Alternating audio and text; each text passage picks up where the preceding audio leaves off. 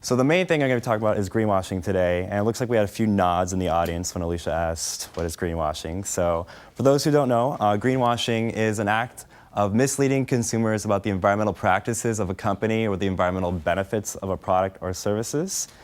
And the good news is that in the last 10 or 15 years, there's really been a large growth in the amount of green products that are available for you to purchase.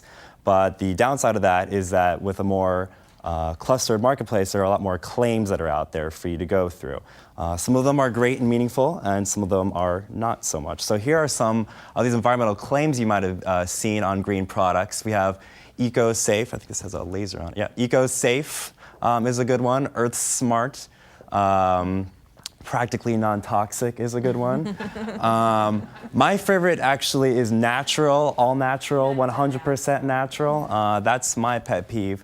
You can buy something that is 100% natural. Well, lead, cadmium, mercury, these are all 100% naturally occurring, but I certainly don't want those in my Cheerios in the morning. So all of these claims are actually, according to the Federal Trade Commission, they're false claims. They're not really meaningful when you're going out to buy a green product. And they break down into 7 categories that are known as the 7 sins of greenwashing. And this comes to us from a group called TerraChoice that broke these down. They have an annual report every year on greenwashing. And they actually go into stores all across the United States and Canada, look at thousands of products that are out there, and have narrowed down these greenwashing sins into 7 categories. So the first is no proof. They'll just say, hey, we're green, or we're greener, and there's no backing to that. You just have to trust them. So that's a big one.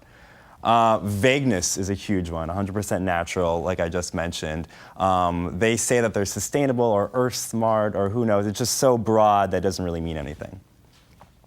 The lesser of 2 evils, like a hybrid SUV, is one. So there's a bit of a trade-off there. And another one is a hidden trade-off, which more specifically says we're greener for one element of what we're doing, but there's a whole lot of other environmental criteria going on. So an example is a biodegradable or compostable food container that has a toxic coating in it.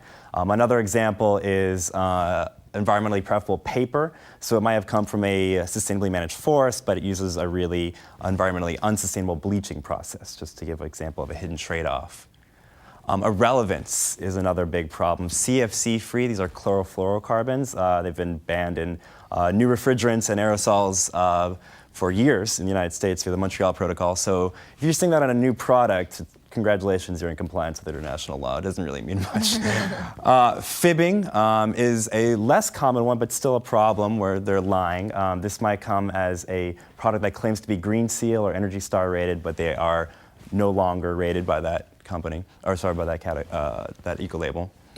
And worshiping false labels is a new one that they added in the past couple of years. That's where a manufacturer will just create their own label and put that on there and claim that that makes it green. And so here's some examples. 100% eco-friendly. It's a little vague, right? 100% eco-friendly, that could mean just a whole bunch of things. It could be 100% recycled content. It could be made with 100% renewable energy. We have no idea what that means, so that's not really helpful for us. Certified green, environmentally conscious. This is actually something that TerraChoice, the group that produces that report, they bought this online for $15 and then put this, it's a stock photo, so that's a little easy to get and it doesn't really mean much. Here's some more examples of manufacturer-created eco-labels. On the left is some type of lubricant that's environmentally friendly. There's a little leaf here. And then a little Earth-Friendly Institute, I believe, and then a beautiful Niagara Falls, I think, in the background. So none of these are third-party eco-labels. We don't really know what any of those things are. Naturally Better Approved, got a little swan flying over the Earth. And Betty's Green Seal. I don't know who Betty is. We don't know who Betty is. We don't know what her standards are for creating environmental criteria. If anybody knows Betty, let us know. There's also green claims that manufacturers can make. And here is a product that claims to be using the power of citrus. There's a citrus there, an orange with some mussels there.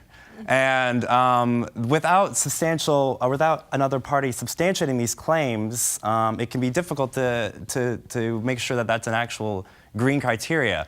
And so if you look at the material safety data sheet for this product in particular, you'll see that up to 95% of the product is petroleum distillates, and then 1 to 10% is citrus extract blend. So that's the power of citrus, is really mostly covering up the petroleum distillates in this case. They're also retailer-created eco-labels as opposed to manufacturer-created eco-labels. And these can be helpful if they're pointing you to an actual third-party eco-label. If they're labeling the green products they have in compliance with other eco-labels, that can be helpful. But if they're just putting a green leaf here next to a product they're claiming is green without substantiation, that can be a little problematic.